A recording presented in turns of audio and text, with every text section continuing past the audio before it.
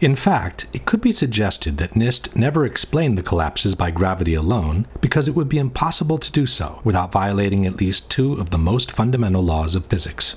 One is Newton's third law of motion, which states that for every action there is an equal and opposite reaction. This means that two opposing forces will neutralize each other. In a head-on collision, the two cars absorb each other's kinetic energy and transform it into physical deformation or damage. After that, the system comes to a rest, as there is no more energy to be dissipated. The top section, pushing on the bottom section, it's going to meet equal forces as it goes. Both sections are going to be demolished at the same rate. So by the time you've crushed up 15 stories below it, the top 15 stories are also going to be crushed. And so there's nothing left now to crush the rest of the building. Something of this kind is what we should have seen when the top section of the towers collapsed onto the lower one. The upper and lower sections should have mutually destroyed each other until all the energy is dissipated and the system comes to a rest. Alternatively, as shown in this experiment with two towers made of snow, the top section could have fallen off to the side after the initial collapse. What could not have happened is this. A little tiny chunk of the building can't possibly fall and crush the entire structure below it. This is such a simple, fundamental concept that architects and engineers were astonished in seeing it totally ignored by NIST. This is high school physics, and our whole society is being led to believe that these fundamental laws of physics, hard science, don't apply anymore. But even if we assume that the top section of the tower had enough potential energy to destroy the rest of the structure below, it could not have done so at the speed it did, which was near freefall speed.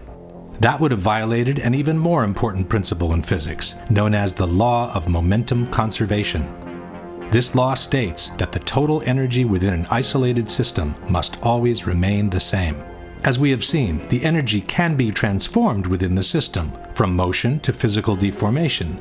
But for the deformation to begin, the velocity must decrease in order for one kind of energy to be transformed into the other. No new energy can be added to the system. One particular example of momentum conservation is freefall. Freefall happens when the only force applied on an object is gravity. This means that all the potential energy contained by the object is converted into vertical motion. As soon as the falling object hits an obstacle and breakage occurs, the speed must decrease because some of its energy needs now to be converted into physical breakage. It takes energy to break things apart, and that energy must come from within the system. Thus, the falling rock cannot keep falling at free fall speed and break apart at the same time because it doesn't have enough energy to do both. Let's go now to the Twin Towers and ask a simple question. Assuming that the top section on the left contains enough potential energy to destroy the rest of the tower, and assuming we dropped both upper sections at the same time, which one would hit the ground first? It would be the second, of course. As it finds no obstacles in its path, the section on the right would quickly accelerate to free fall speed and maintain it all the way to the ground. The section on the left instead needs to use some of its energy to destroy the structure below, so it could never achieve free fall speed. In the case of the Twin Towers, however, both upper sections fell with an acceleration close to free fall speed, as if their path had been practically free from obstacles. It took each tower between 10 and 12 seconds to collapse to the ground, while an absolute free fall time would have been 9.2 seconds. In other words, both upper sections of the towers found enough energy to destroy 80,000 tons of healthy structure below, while accelerating to near free fall speed. This is, as we have said, absolutely impossible by gravity alone. The law of momentum conservation won't allow it. A building cannot do free fall with a huge steel structural system in place to support it. The Twin Towers could not have come straight down through the resistance of 80,000 tons of structural steel at the speed of practically free fall. That just would not happen. If in fact it actually hit and made an impact, it was effectively crushing anything, pushing hard on this core structure below it, the core structure is going to push back equally hard. And that's what's going to cause the top section of the building to slow down. As energy is drained away from the system to deform those members, it would slow down the descending mass and cause a descent at less than free fall speed. There is only one way for those buildings to have collapsed at the speed they did. The buildings fall at a speed which can only occur if the structure has been removed, the vertical structure. The same Shyam Sundar from NIST has acknowledged that free fall can only be achieved with the absence of a structure below. Free fall time would be an object that has no structural components below it. But what could have removed the supporting structure below, since the falling section didn't have any extra energy to do so? The fact that it's coming down at free fall says all of the energy is being used to just make it go straight down, which means it's coming down through itself and not breaking up the building as it goes. Something else has to be clearing the way. There is only one known way to allow that kind of acceleration while removing the supporting structure. A building cannot do free fall without it being blown up. That's the only way it could come down at free fall. The only way that a building can accelerate as it collapses is by having pre-engineered, precisely timed, and precisely placed explosives.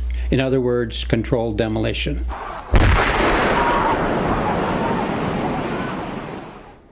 Since a near free-fall speed automatically means a controlled demolition, the debunkers have tried to deny that the Twin Towers fell in about 10 seconds each.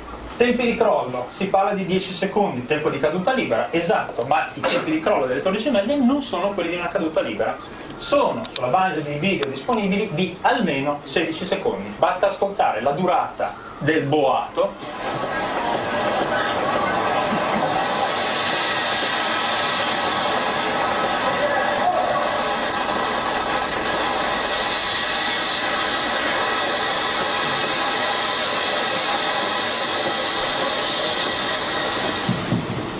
Quindi, se avete contato con me, sono un po' più di 10 secondi. We couldn't count with him, as it's very difficult to establish the exact duration of a collapse by listening to the sounds only.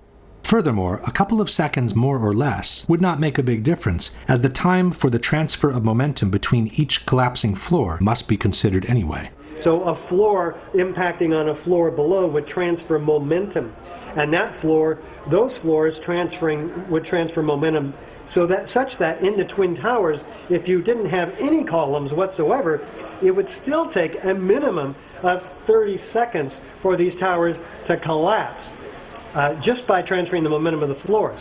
In any case, the near free-fall speed of about 10 seconds has been confirmed by different official sources. The 9/11 Commission wrote that the South Tower collapsed in 10 seconds. Mr. Sundar from NIST has confirmed similar timings. The measurements have indicated that Tower 1 collapsed in about 11 seconds and Tower 2 collapsed in about 9 seconds. Mr. Sundar has also acknowledged that the towers came down practically at free fall speed. As a result, the entire top of the building came down pretty much in free fall. The same admission is present in the official report. Since the stories below the level of collapse initiation provided little resistance, the building section above came down essentially in free fall. At this point, we can pose the following question. Given that the building section above came down essentially in free fall, given that for free fall to occur, no supporting structure must be present, and given that the falling sections didn't have any extra energy to destroy the structure below, can you suggest anything different from some kind of controlled demolition for the removal of the supporting structure, which was necessary for near free fall speed to be achieved? At this point, one may wonder what the response by the debunkers has been to all the scientific arguments presented by architects and engineers. There has been no response. All the debunkers have done is to either belittle this association of professionals or to ignore it altogether. Et pour les ingénieurs, quand vous regardez les ingénieurs qui ont signé, alors là, c'est hallucinant. C'est-à-dire que vous avez des ingénieurs en électricité, en hydraulique, en sûreté nucléaire. Enfin bon, c'est vraiment la tour de Babel de l'ingénierie.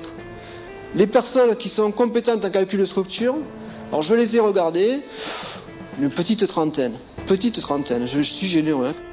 Whether the experts in structural engineering are 30 or 300, it should not make any difference. It's their arguments that must be refuted, and Courant has never done so. Attivissimo instead has chosen to belittle architects and engineers as a whole by terming all its members as gymnasium builders. Abbiamo soltanto Richard Gage e i suoi 1200 costruttori di palestre che dicono ma secondo noi. But Attivissimo has never responded to their arguments either. But the most shocking statement comes from Popular Mechanics. In their book, Debunking 9/11 Myths, they wrote, "Not one of the leading conspiracy theorists has a background in engineering, construction, or related fields." This statement appears both in the original publication, dated 2006, and in the revised edition, published in 2011. By then, architects and engineers had been active for almost 5 years, listed more than 1,300 experts in civil engineering, had made presentations in 20 different countries in the world, and had been invited on national television several times. And what caught my eye is their claim that more than 1,300 architects and engineers examined the evidence about Building 7's collapse and disagree with the official report issued by the National Institute of Standards and Technology. I certainly am much more open-minded about it than I was, and it is because of the involvement of the 9/11 families and all these engineers and architects. Clearly, they know more than I do. The truth is that from the moment architects and engineers has entered the fray, not one of their scientific arguments disproving the official version and confirming the theory of controlled demolitions has been refuted in any way by the debunkers or by anyone else.